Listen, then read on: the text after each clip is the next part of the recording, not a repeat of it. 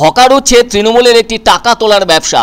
রবিবার নন্দীগ্রামের ভেকুটিয়া ১ নম্বর অঞ্চলের জেলেমারা ৩৭ নম্বর বুথে মন কি বাত অনুষ্ঠানের এক ফাঁকে সাংবাদিকদের সামনে কটাক্ষের সাথে বললেন বিরোধী দলনেতা শুভেন্দু অধিকারী। তিনি বলেন, হকার উচ্ছেদ অভিযান রাজ্য জুড়ে শুরু হয়েছে মুখ্যমন্ত্রী মমতা বন্দ্যোপাধ্যায়ের নির্দেশে।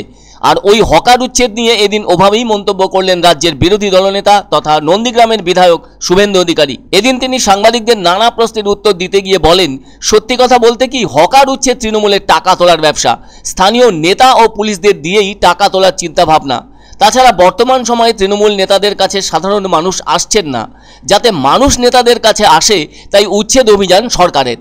লোকসভা ভোটে সাধারণ মানুষের ভোট পায়নি তৃণমূল বলে দাবি শুভেন্দুর। আর সামনেই পৌরসভাগুলির ভোট করতে হবে, তাই এ ধরনের সিদ্ধান্ত গ্রহণ করে সাধারণ মানুষকে ভয়ের মধ্যে রাখার চেষ্টা হচ্ছে সরকারের। তিনি বলেন, রাজ্য তো দেউলিয়া হয়ে গিয়েছে, রাজ্যের সরকারি কর্মচারীরা বকেয়া পাচ্ছেন না, রাজ্যে কোনো কর্মসংস্থান নেই, দিনে দিনে দেনার পরিমাণ বেড়েই চলেছে। রাজ্যে এরকম চললে আগামী 1 বছরে হয় সরকারি বেতন বন্ধ হবে, না হলে লক্ষ্মীর ভান্ডার বন্ধ হবে।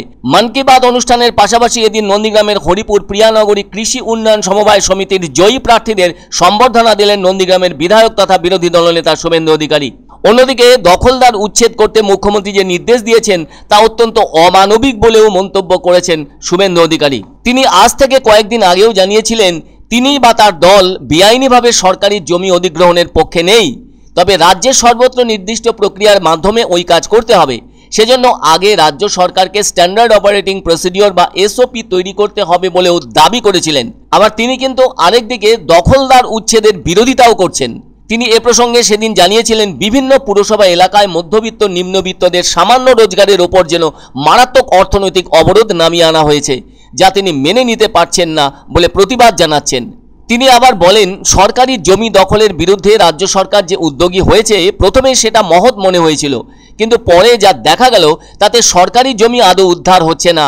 বিশেষ কয়েকটি এলাকায় সাধারণ গরিব মানুষের ক্ষতি করা হচ্ছে বলেও জানান শুভেন্দু, আর সেসব হচ্ছে ক্যামেরার সামনে। তিনি এমন অবস্থাকে লক্ষ্য করে বলেছেন, কাজের চেয়ে প্রচারের তাগিদ বেশি। এছাড়াও নিজেদের অবস্থান ব্যাখ্যা করে সেদিন শুভেন্দু বলেছিলেন, পুরো এলাকায় পরিচ্ছন্নতার পক্ষে বিজেপি।